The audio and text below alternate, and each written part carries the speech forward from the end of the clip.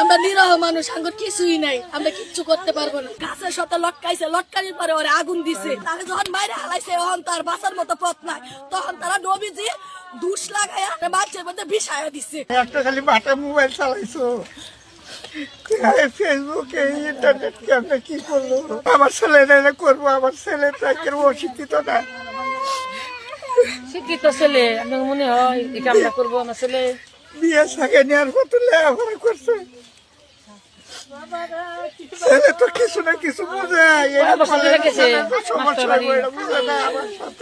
সে যে বকাবদ্ধ করতো সেকশনের মধ্যে, ওই বকাবদ্ধের কারণে তারে এই আক্রমণটা করছে। সব পাবলিক মিললে তারে কোম্পানির লোকের আক্রমণ করছে। করার পরে তখন সে অসহায়ের মতো খাড় হয়ে আসছিল, তারে সুযোগটাও দিছে না তারে কিছু বলার মতো।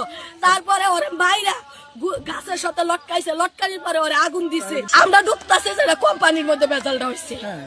আমরা শুনছি, আমরা যা শুনছি যে হারা যদি অনেক জনগণও কইছে যে তারা যদি ভুল হয়েও থাকে, তারপরেও তারা একটা কিছু করতো বা চর দিত বা থাপড় দিত, দেওয়ার পরে পুলিশের কাছে দিত, দেওয়ার পরে পুলিশের আইনের মাধ্যমে তার বিচার করত।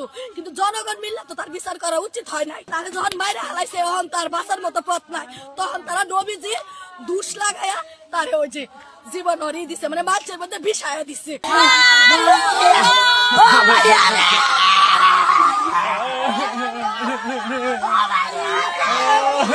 আমার সংসার